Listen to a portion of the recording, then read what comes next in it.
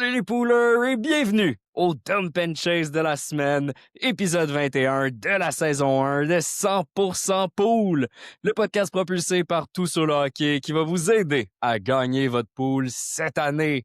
Je suis votre animateur Oli OG Fizet et je suis accompagné de mon co-animateur, le sombreur des sleepers, le champagne des poules, Monsieur Résolution lui-même, Guillaume Corbeau-Archambault.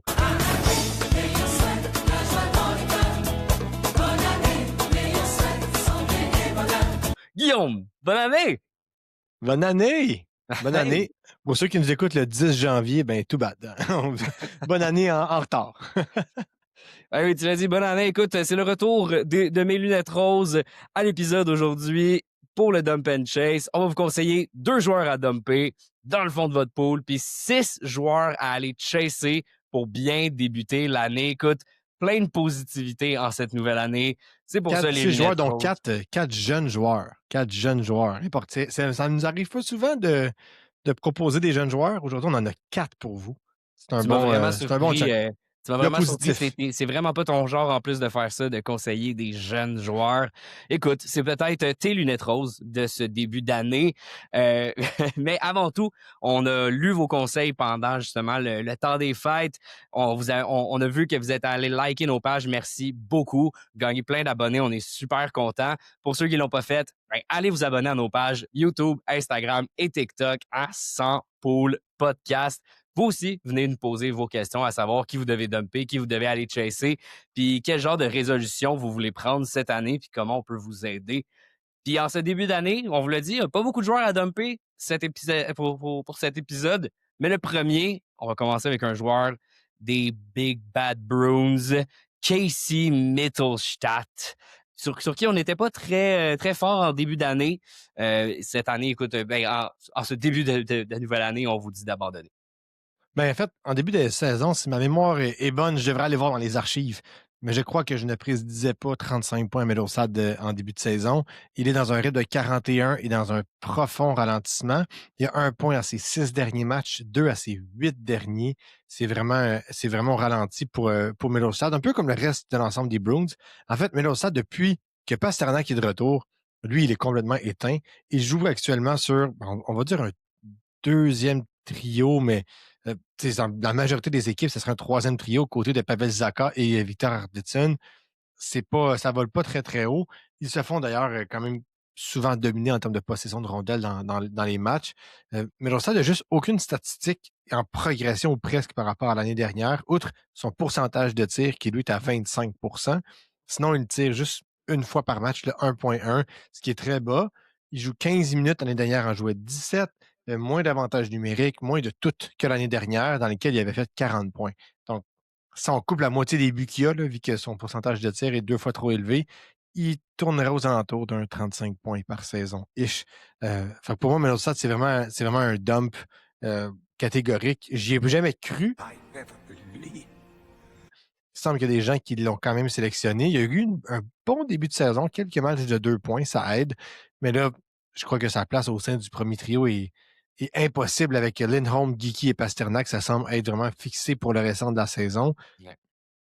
Si un joueur, par miracle, réussit à déloger un du top 3, ben, ça risque d'être Zacha, à qui on a donné une chance en début de saison aussi. Fait que Mittelstadt a plus de chances de descendre dans la hiérarchie que de monter. Ouais. Il faut dire que plus que la saison avance, plus on a de chances de voir des joueurs de la NCAA monter en Ligue nationale. Je pense à James Higgins ici, lorsque je parle de ça. Pas impossible qu'on voit Higgins venir jouer 5-6 matchs en fin de saison, là, à moins que, évidemment, il est à Boston College, je pense que Higgins pourrait se rendre loin là, dans le Frozen Four, mais quand même, Mittelstadt, pour moi, c'est un dump. Pas beaucoup de potentiel de faire mieux que ce qu'il fait en ce moment et beaucoup de potentiel de faire pire.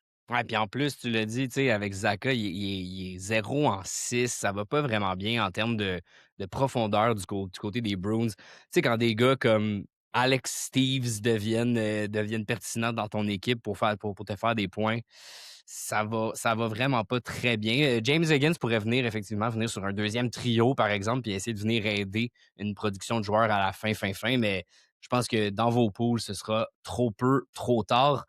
Pour notre 2e joueur à dumper, c'est un vieux de la vieille, le genre de joueur que Peut-être qu'en début d'année, il voudra peut-être aller s'acheter un petit peu plus de dents, ou du moins à la fin de sa carrière. Drew Doughty, And my teeth start falling out. qui, écoute, je pense qu'on en avait parlé, je me souviens plus à quel épisode, on ira rechercher les archives encore une fois, mais on l'avait dit, il a perdu de son lustre.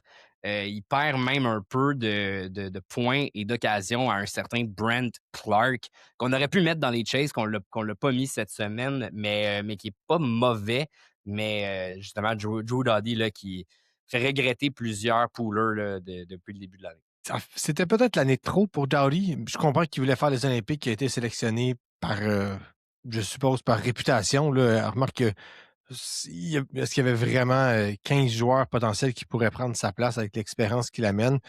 C'est un choix qui est discutable, mais je peux comprendre l'argumentaire derrière. Euh, Par contre, il roule un rythme d'une trentaine de points cette saison. Il ne joue plus vraiment en avantage numérique, ou du moins pas sur le premier avantage numérique. Il ne joue plus non plus en infériorité numérique, c'est-à-dire qu'il est un petit peu moins bon défensivement aussi. On a commencé à le protéger davantage. Pour moi, Dowdy, c'est un joueur qui a eu une carrière extraordinaire. La blessure l'année dernière, clairement, peut-être que ça le rattrape cette année, mais il y a pas de statistiques qui démontrent qu'il va revenir. Il tire moins aussi, là, 1,4 fois par match. C'est sûr qu'il joue moins en avantage numérique. Je pense que c'est intrinsèquement relié un avec l'autre. N'en demeure pas moins que pour faire des points dans la Ligue nationale, tu dois, surtout comme défenseur, tu dois jouer en avantage numérique. Et Dowdy ne l'a pas fait. Les Kings ont préféré jouer avec 5 attaquants. Ont préféré Andrei Kuzmenko à Dowdy Ah, en début de saison. ouais. Pour vous donner une idée à quel point Dowdy ne faisait pas partie des plans de l'organisation des Kings sur l'avantage numérique. Tu parlais de Brent Clark. Non seulement il joue bien, Clark, mais c'est pour Dowdy une menace directe. Donc, il n'est pas seul, là, Dowdy, sur son nuage à Los Angeles. C'est pourquoi je pense que je le dumperai immédiatement. Si c'est le cas de l'échanger, faites-le. Mais ultimement, c'est un joueur qui est appelé à régresser. Il joue encore du 22 minutes, là, donc c'est pas mauvais en termes de temps de glace. Mais je vois pas comment il peut vraiment redevenir à des années dominantes. Puis tu sais, quand on parlait de temps en zone offensive, nombre de passes secondaires, tout ça est au beau fixe pour lui, donc c'est normal de carrière. Il est juste un peu moins bon, tout simplement. C'est peut-être déjà le daily reminder, le daily face-off pour dire que oui, en ce moment, Drew Doughty est vu comme sur le premier avantage numérique si vous regardez les lignes du côté des Kings. Mais faites-vous pas prendre parce que depuis les 2 derniers matchs, il joue seulement 31% et 27% des power play du côté des Kings. Donc faites attention. Mais c'est vrai qu'il peut avoir quand même un petit peu de temps d'avantage numérique, mais c'est pas lui qui l'a au complet. Donc petit reminder ici. Ouais, Là. puis tu sais, c'est pas comme si la profondeur offensive des Kings était grande. Là. Après le premier trio, là, une fois qu'on a utilisé Fiala, Byfield et Kempe, excusez l'expression, mais il y a une méchante drop. Là. C'est pas Laferrière, Kopitar et Feu Philippe Dano là, qui auraient pu rouler un avantage numérique. Fait que ils n'ont pas une énorme profondeur offensive, les Kings. Là. Ah non, quand Corey Perry te fait des points en avantage numérique, puis que c'est lui qui va te chercher beaucoup de points dernièrement, tu dois te poser des questions. C'est une équipe construite par Marc Bergevin, puis ça ben, Et pas puis là, complètement à 100%. Il est plus là, mais ce l'est quand même un tout petit peu quand tu les regardes. By the way, Guillaume, juste 2 drops cette semaine, deux dumps, pardon. Mais qu'est-ce qui te motivait en ce début d'année, juste 2 dumps comme ça? Il y en avait pas plus, tu te dis on repart, tout est beau. ben, il me semble qu'il y en a plusieurs qui sont évidents. Il y a des joueurs qui sont vraiment à plat depuis tellement longtemps que ça vaut même pas la peine d'en parler. Je suis de bonne humeur. C'est début d'année. Je trouve qu'il y a il y a des jeunes là, qui, dans les 2 semaines et demie, ont pris un autre step leurs différentes organisations. Je voulais en parler. C'est un peu ça qu'on cherche à ce temps-ci de la saison. Tu sais, je pense qu'il y a plusieurs pools qui sont à toute fin, quasiment finis, là, du moins de mon côté. Il y en a un des deux qui est vraiment terminé. On sait qui a gagné. Donc, on cherche un peu cette perle rare-là pour compléter des noyaux, pour aller chercher des transactions. Dépendant de vos formats, là, des fois, il y a des séries éliminatoires. Donc, qui est le joueur qui va me permettre de gagner des séries en fin de saison? C'est un peu ce qu'on cherche. Puis les jeunes ont une belle valeur. Fait que j'étais plus dans cette optique-là que d'en dire qui je dois dumper. Un joueur qui est poche, c'est plus facile à voir à sens d'année. Remarque que peut-être que dans les prochaines semaines, on va analyser les 20 derniers matchs, là, des matchs peut-être du 25 au 45-50. Puis on va avoir une meilleure tendance. Actuellement, cette tendance-là est peut-être moins claire je préfère donner un 5-6 matchs encore à certains joueurs pour voir qu'est-ce qu'ils vont donner. Tu parlais de jeunes, justement, qui sont placés dans de bonnes dispositions. Là, tu m'as fait plaisir et c'est un joueur dont on s'est fait écrire pendant le temps des fêtes. Je pense que vous attendez notre analyse avec impatience de ce joueur. Il joue sur une première ligne du côté des Sharks de San Jose. C'est le camarade Igor Chernyshov. Et lui, j'avais hâte. J'avais hâte d'en parler parce qu'on l'avait vu venir, toi puis moi. On avait parlé de Colin Graff aussi il y a de ça Ouais. quelques épisodes, comme quoi il jouait sur une première ligne avec Macklin Celebrini, avec Igor Chernyshov, dû justement à des blessures comme Will Smith. Colin Graff qui a tombé un peu dans l'alignement depuis quelques matchs. Il est rendu sur une troisième ligne avec Ty Dellandrea et Jeff Skinner. Mais Igor Chernyshov, lui, reste là et il le mérite pour vrai. Il le mérite. Je pense que c'est un joueur qui vaut la peine vraiment qu'on s'y attarde. Il ne faut pas virer fou non plus. Il ne fera pas 1 point par match d'ici la fin de la saison.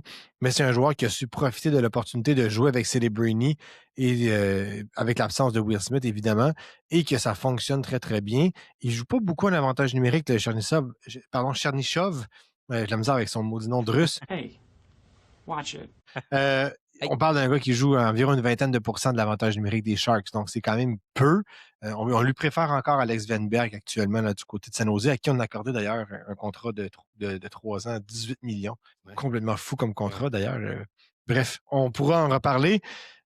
Il joue environ 15-16 minutes par match sur un premier trio Chernyshov, pardon.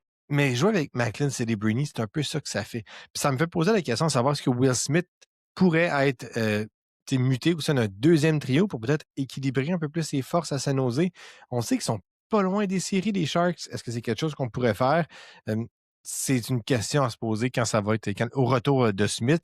Peut-être que Smith pourrait venir dynamiser ce deuxième trio-là avec Toffoli, Venberg, et on pourrait garder un genre de Eklund, Chernyshov et Celebrini sur un premier trio. Quand on regarde dans ses statistiques défensives, parce que c'est quand même un des éléments qu'on doit regarder pour savoir s'il va rester ou non sur un premier trio, eh bien, ils accordent autant de buts qu'ils en marquent. Donc, on parle de 7-7, 7 buts marqués, 7 buts accordés, ce trio-là de Eklund, Celebrini et Chernyshov. C'est comme pas assez pour être un premier trio dominant, mais on a un joueur qui a joué 8 matchs en carrière. Fait qu'on pourrait peut-être lui donner un peu plus de lousse, et qui sait.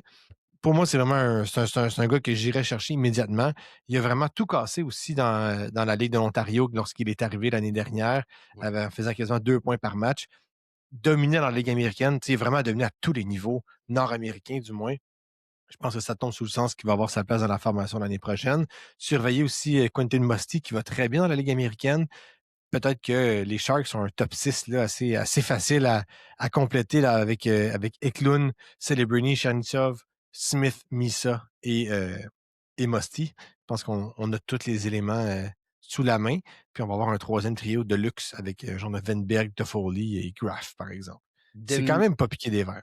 de mémoire, en plus, Igor Chernyshov, puis je viens d'aller vérifier, là, puis c'était un choix de début, Deuxième deuxième tour. tour, 33e overall.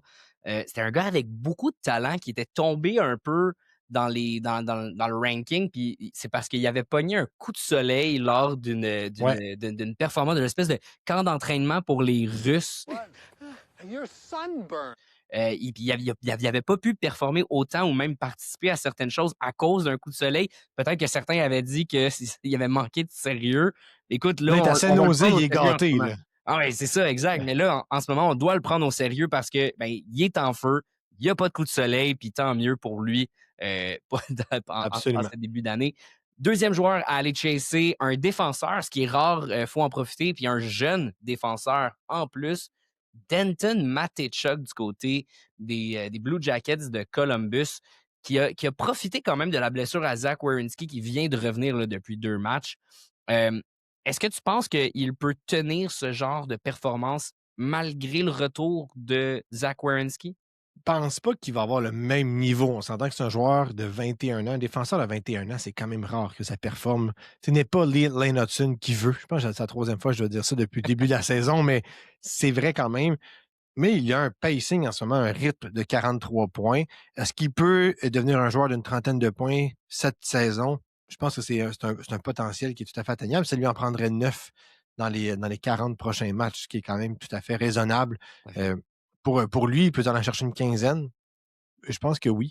Est-ce que c'est un gars de 35 points? Absolument. Il tire un peu trop. Là. Il y a quand même un pourcentage de tir de plus de 16% pour un défenseur. C'est vraiment, vraiment, vraiment beaucoup. Ouais. Mais il joue plus. On a commencé à lui donner de l'avantage numérique. Il joue énormément en désavantage, évidemment. C'est quand même rare un gars de 21 ans qui joue 85% des désavantages numériques de son équipe. Fait que, tu sais, il est en train de prendre une place très importante. S'il peut devenir un deuxième défenseur fiable qui vient soit jouer avec Werenski de son mauvais côté ou qui vient gruger vraiment beaucoup de minutes, il va aller chercher des points par la force des choses. Je pense pas que ça va être un défenseur qui va faire 50 points dans une carrière. C'est pas ce profil-là. Mais il se dessine comme un gars qui préfère un 35-40 et rendre de fiers services aux directeurs généraux qui les sélectionnent dans leur pool. J'aime beaucoup ça de Matejchuk. Et ce que j'aime davantage, c'est que Werenski, comme tu le disais, il était blessé et Matejchuk en a profité. Et Zach Werenski est souvent blessé. Ouais. Ça veut dire que dans une saison, si Matejchuk vient profiter et prend l'avantage numérique pendant une dizaine, quinzaine de matchs, il va aller gruger des points supplémentaires. C'est un joueur à activer à ce moment-là. Fait que j'aime Matejchuk pour l'ensemble de son œuvre. C'est un haut choix au repêchage. C'est un 12e choix au total. C'est un beau joueur à aller chercher actuellement. Il n'est pas sélectionné si souvent que ça. On parle de 53% dans Fantrax puis 11% dans Yahoo. Là, fait que c'est quand même très bas. Oui, super intéressant. Puis dans un multicats, là, il bloque énormément de lancers. Il a déjà 60 tirs de bloqués en 40 matchs cette saison. Pour un très jeune joueur, c'est pas une recrue parce qu'il a joué 45 matchs l'année passée, mais pour un jeune joueur, c'est payant. Ouais, depuis que Zach. Ça me faisait peur, puis je posais la question parce que depuis que Zach Werenski est revenu, il n'a pas touché la glace en powerplay depuis dans les 2 derniers matchs. On parle des matchs du 3 et du 4 janvier du début d'année. Mais malgré ça, 4 points dans ces 2 matchs-là. Fait que je comprends ton analyse. Je pense que je vais aller dans le. Je vais Les avancer Jackets ont quand même de l'attaque. Là. Ils n'ont pas une attaque archi dominante encore. Je pense que le premier trio s'en vient très, très bien. Là, on va en parler un petit peu plus tard dans l'épisode. Mais ils ont quand même une belle profondeur. Le deuxième et troisième trio est capable de marquer des points avec des Monahan, des Jenner, des Voronkov, etc.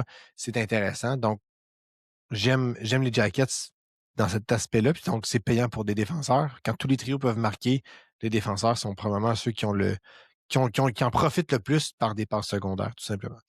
Ouais, justement. Puis, tu sais, il joue avec Zach Werenski aussi. Je pense que c'est ça qui va l'aider d'ici la fin de l'année. Allons maintenant avec un nouveau défenseur que je sais que ça fait quelques temps que tu m'en parles juste entre toi et moi. Un joueur dont son pays s'en va en finale au World Junior, au championnat mondial junior. Tom Wielander, le défenseur du côté des Canucks de Vancouver. Tu m'en avais parlé un tout petit peu. On n'avait pas eu la chance de l'analyser avant le début de la nouvelle année. Il est présentement à 12 points en 31 matchs. Pour une première année, pour vrai, il est quand même étonnant. Puis si je dis étonnant, c'est un 11e choix au total en 2023. Mais écoute, il va peut-être finir l'année avec 20. Puis est-ce que tu penses qu'il peut se rendre jusqu'à 30 points d'ici la fin de l'année? 30, c'est peut-être audacieux parce qu'il a quand même certaines statistiques un peu boostées. En même temps, il jouait très peu en début de saison. Fait que c'est difficile je dirais que c'est difficile à analyser. Est-ce qu'on va lui continuer à lui donner autant de temps de glace? À Vancouver, ça va pas bien. Je pense qu'on devrait, là, et c'est ce qu'on semble faire. Il a commencé en début de saison, il jouait plus un 10-11 minutes. Fait que c'était vraiment un 6-7e défenseur. Et là, dans les 5 derniers matchs, donc depuis la pause de Noël, il y a 3 matchs en haut de 17 minutes. Donc 17, 30, 18 et 21 minutes. On a commencé à lui donner un petit peu plus de temps de glace. C'est intéressant à ce niveau-là. C'est pourquoi il fait partie de mes checks aujourd'hui. Je pense pas que ça va être un producteur de points là, extraordinaire cette saison. C'est une recrue. Là. Je veux dire, il y a 31 matchs d'expérience dans la Ligue nationale au moment où on enregistre. Ouais.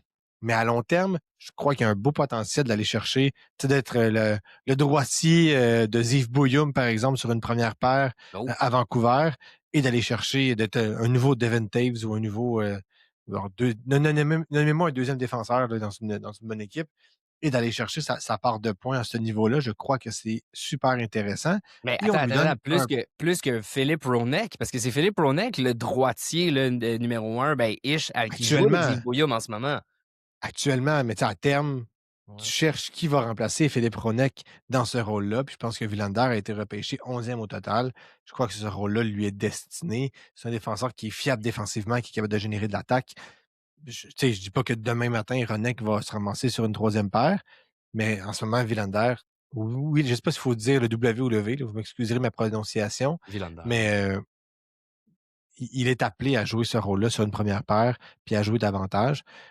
Si c'est un troisième défenseur, ça peut quand même être un gars qui peut aller chercher des points. Fait que j'aime bien, je l'aime bien dans ce rôle-là. C'est un joueur qu'on peut prendre immédiatement. Sur Yahoo, il n'y a personne qui l'a pris, tout simplement, il est à 0%. Et même sur Fantrax, on est à 26. Donc, toutes les dynasties et autres, il peut être disponible. C'est un risque que je prendrais. Il va avoir 21 ans le 9 février. Fait que c'est encore très, très jeune pour aller. Peut-être un défenseur de 35, 40, 45 points si on est chanceux. Oh. Peut-être dans ces environs-là. Quand même, un 11e show total, ça faut bien qu'il y ait quelque chose de bon qui se passe à Vancouver. C'est peut-être mon Tommy Boy qui va être ce joueur-là. Ah, mes boys, j'aime ça. Il avait bien performé dans le championnat mondial junior back then. Il a même fait un tour en NCAA, puis il l'avait bien fait. Pour vrai, Ouais. c'est pas un mauvais choix, mais quand même, je préfère un petit peu plus ton prochain joueur à aller chasser le deuxième centre des Canadiens de Montréal, le rival direct de la Suède, Oliver Kapanen, le Finlandais, Not lame like the Swedes. le brother from another mother, Oliver. Brother from another mother. Écoute, je suis resté surpris quand tu me l'as mis dans la liste quand on a commencé l'épisode. Tu penses réellement, est-ce qu'il est vraiment rendu pertinent pour un pool de hockey, Oliver Kapanen? Mais depuis qu'on a mis Slavkovski sur ce deuxième trio-là, je pense qu'on n'a pas le choix d'avouer que hey, ça fonctionne. Slav il va très bien depuis un petit bout. Là. Slav, on s'entend qu'il est vraiment sorti de sa coquille. C'est un joueur qui a tout en plus, Slavkovski, c'est un joueur qui en deuxième moitié de saison est toujours meilleur qu'en première. Donc, Ouais. j'ai hâte de voir de quoi ça va avoir l'air dans les 40 prochains matchs. Il joue avec Demidov, qui lui aussi, tranquillement, pas vite, prend confiance en jouant avec Slav. Je pense que c'est un très, très bon duo. Puis, Kapanen se ramasse être au centre de ce trio-là. Je pense que c'est la statistique qui me frappe le plus. Puis, tu sais, j'ai tout fait pour ne pas parler de Kapanen parce que je sais qu'il est polarisant. Puis, c'est peut-être pas le deuxième centre rêvé, mais actuellement, c'est lui qu'on a. Puis, il faut reconnaître qu'il fait la job. Dans la première moitié de saison, donc dans les 20 premiers matchs de Kapanen cette saison, il avait tiré 25 fois au filet. Il avait marqué 7 fois. C'était un pourcentage de tir qui était astronomique. Et ce qu'on se disait, c'est pas soutenable. Il va finir par ralentir. Ce chiffre-là ne fonctionne pas, à moins qu'il tire plus. Mais là, ce qu'il a fait dans la deuxième moitié de saison, donc dans les 22 derniers matchs, il a tiré 49 fois. Donc, on est passé d'un joueur qui tirait juste un peu plus qu'une fois par match à un gars qui tire plus de 2 fois par match. Il joue plus, il joue 16 minutes en moyenne par match. Il est rendu à du 17 et à du 18 parce qu'il joue avec 2 très bons joueurs et que le trio fonctionne très, très bien. Est-ce que c'est lui qui va être pour toujours le deuxième centre du Canadien? Je ne crois pas. Juste les 15 points de Michael Age au championnat mondial junior peut-être me convaincre que c'est peut-être sa place à lui éventuellement. Mais pour le moment, Kapanen, c'est un joueur que j'irai chercher. Je roulerai sur le fait que le deuxième trio du Canadien est en feu, le fait qu'on ne semble pas être capable de trouver un allié qui fonctionne bien avec Suzuki et Caulfield. C'est rare là, que ça se passe de cette façon-là dans les différentes équipes. Puis Suzuki et Caulfield sont encore super performants. Mais on a peut-être trouvé justement un trio qui fonctionne bien pour le restant de la saison. Et Kapanen, il fait partie du trio. Il choisit seulement 38 dans Fantrax, 7 dans Yahoo. Je trouve ça pas mal. Puis quand même, il bloque un tir à tous les matchs du multicast. C'est pas extraordinaire, mais c'est mieux que rien. Ouais, c'est ce qui me faisait peur, en fait, c'était vraiment ça. C'était le fait qu'il tire à 17 avec 1,8 tirs par match. Je trouvais ça un peu difficile à dire. Tu sais, puis c'est 43 points en ce moment en tant que pace pour une saison complète. Je sais pas, j'avais comme l'impression que c'était pas assez, mais c'est vrai que quand tu tires 7 fois, 5 fois par match dans les derniers matchs, comme on l'a vu faire, s'il peut continuer comme ça, c'est sûr que ça peut être pertinent. Peut-être plus un joueur que j'irais chercher dans un pool, tu sais, format dynastie, il coûte pas très cher, c'est une recrue, il va continuer de bien jouer. Ça me fait un peu peur le fait qu'il peut perdre ce poste de deuxième centre à une transaction, un Sidney Crosby, je rigole un peu, mais Vous voyez ce que je veux dire en tous les cas. Puis oui, Michael Age, tu sais, moi, je vais continuer d'en parler dans les prochaines années. C'est un joueur que j'ai, de lui et Lane Hudson, du moins, vous m'en entendrez parler, mais j'ai toujours dit que c'était des joueurs qui allaient bien performer dans la Ligue nationale de hockey. Je vais continuer de le dire. Mais bref, Oliver Kapanen, écoute, je ne vais pas non plus être déçu si tu nous dis qu'il est pertinent pour des poules de hockey. Ben, en fait, dans les jeunes joueurs qu'il y a de disponibles, il faut pas. Autant en début de saison, je n'y croyais pas parce que justement, ses stats étaient dopés à l'hélium. Gonflé à l'hélium, devrais-je dire. À ce point-ci, de dopé à l'hélium, c'est tout. Il était dopé aux stéroïdes, puis gonflé à l'hélium. Regarde, c'était vraiment trop. Autant en ce moment, quand je regarde ces statistiques, puis je regarde le trio, puis le nombre de possessions de rondelles qu'ils ont, puis le nombre de chances de marquer, puis le nombre de tirs au filet qu'il lui est allé chercher personnellement, tu te dis, écoute, il va finir par se créer ses chances, puis son 40 points de pacing, il ne peut pas vraiment aller en dessous de ça. Donc, sur une séquence, il pourrait faire 8 points en 8 matchs, ça ne serait pas surprenant, ou des matchs de 3 points. Quand tu joues avec des joueurs aussi talentueux que Demidov et Slav, la possibilité est là. Fait faut que je me rende à l'évidence qu'il est pertinent pour le reste de la saison, à moins évidemment qu'il y ait des changements dans les trios, dans autres aspects du Canadien de Montréal.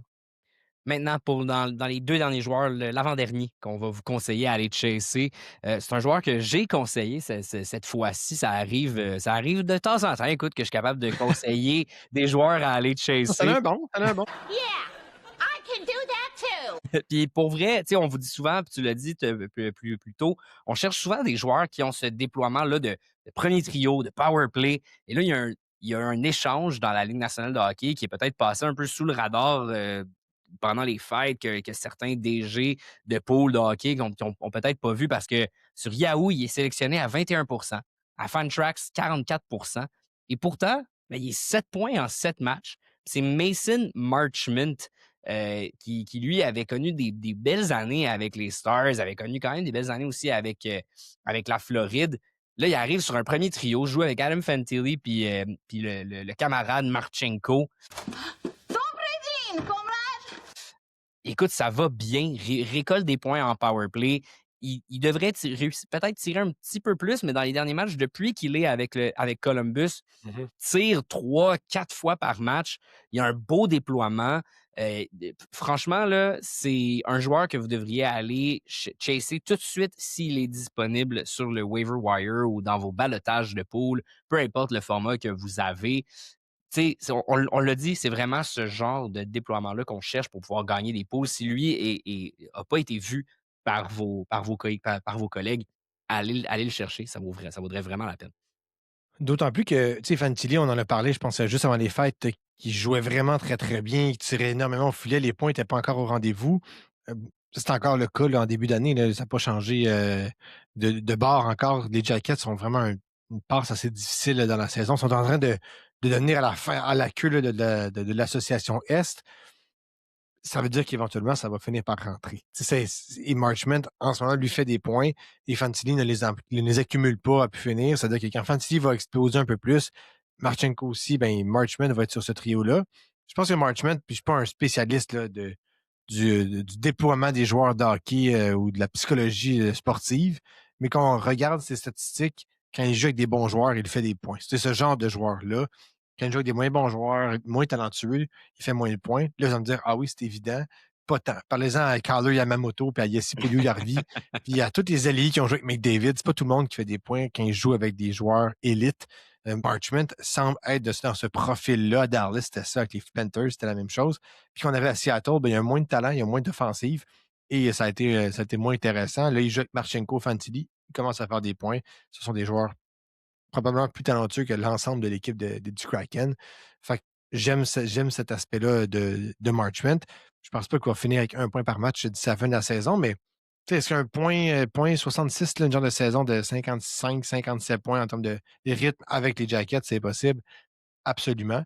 Puis sur une saison, ben là, difficile à dire. Là, 4-55, je sais pas. Là, c'est plus. Il reste moins de matchs à la saison, mais. Ben, en fait, ce que j'aime beaucoup, c'est que, puis tu l'as dit, tu sais, lorsqu'il a joué avec des bons joueurs, lorsqu'il était avec Sam Reinhart, Anton Lundell, dans sa belle année en Floride, lorsqu'il avait un rythme de 71 points, il avait fait 47 en 54. Il jouait 14 minutes. Lorsqu'il était à Dallas, il jouait 15 minutes seulement. Il était capable d'aller avoir des rythmes de points sur une saison de 54 ou de 62 points. Là, on le met sur une première ligne, on lui donne des minutes, il va jouer du 17-18 minutes par match. Pour vrai, je pense que ça va vraiment l'aider Mais c'est un gros bonhomme, là. Marchment, quand tu regardes Marchenko, il n'est pas costaud, le Marchenko. Fantilli n'est pas reconnu pour un jeu physique. Marchment, c'est un gars de 6 pieds 5. C'est sûr que ça a un impact positif. Il fait un peu ce que Voronkov n'est pas capable de faire sur ce premier trio-là. Fait que non, j'adore cette sélection-là en termes de chase actuellement. Si vous voulez le chercher en échange pas cher, c'est une bonne idée aussi. Donc oui, allons-y pour Mason Marchment jusqu'à temps qu'il s'épuise. C'est sûr que éventuellement, il va ralentir, mais en ce moment, ben, prenons la vague et marchons vers Mason. Surfons sur la vague. On parle toujours de déploiement de premier trio. Dernier joueur qu'on va vous conseiller d'aller chasser. Écoute, on le sait, là, on est des fans des Canadiens. I see that you're a Montreal Canadiens fan. Et ouais, blablabla, là, peu importe.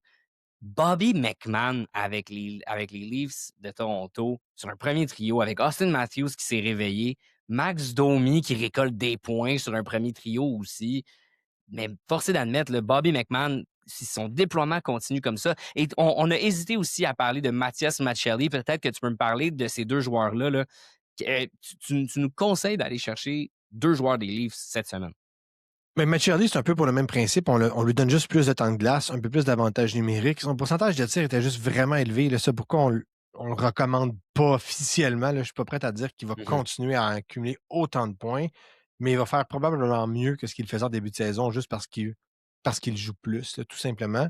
Pour ce qui est de Robert McMann, pour les Franco, ce que j'aime de McMann, puis je sais pas pourquoi je trouve que c'est un joueur qui manque un peu de respect dans la Ligue nationale. Il est arrivé tard, il a quasiment 30 ans, il a 29 ans et demi, il approche de la trentaine. Pourtant, il a joué même pas 200 matchs encore. Est-ce qu'il pourrait être dans son breakout? La règle ne s'applique pas techniquement à des joueurs en haut de 25 ans, mais dans son cas, peut-être que ce l'est. Il y a une progression annuelle à chaque saison en termes de points. Il est passé de 35 à 38. Là, on est dans un rythme de 45. Ça va toujours de mieux en mieux. Puis il semble bien cliquer avec Matthews depuis la courte séquence qu'on les a réunis ensemble. Puis c'est quelque chose que j'aime voir quand un joueur un peu moins talentueux clique avec un joueur très talentueux et que ça fait des flamèches. Juste pour te donner une idée, en termes de production, là, le trio Domi, Matthews, McMann, c'est 7 buts pour, 5 buts contre, ce qui est quand même pas mauvais. Mais en termes de tirs, c'est 44 tirs pour et 25 tirs contre. Fait que c'est énorme. C'est vraiment, vraiment beaucoup. Éventuellement, ça va finir. Peut-être que si la défensive ou les gardiens de but des Leafs avaient fait un arrêt ou deux de plus, ce trio-là sera encore plus performant. Fait que, ouais, c'est une petite, quand même, hein. Faut pas le choix de faire un petit clin d'œil aux Leafs qui sont actuellement en dehors des séries. Et ce que j'aime encore plus de McMann, c'est qu'il n'a que 10% de passes secondaires. Fait qu'il pourrait aller encore chercher, grappiller des points ici et là. C'est vraiment loin d'être impossible. Donc, j'aime ça. J'aime Bobby McMann. Puis honnêtement, je pense pas que les Leafs vont être médiocres comme ça jusqu'à la fin de la saison. Je pense pas qu'ils vont faire les séries non plus, mais ils vont se battre jusqu'à la fin. C'est quand même une équipe qui a énormément de talent. Tu peux pas les écarter à ce point-ci.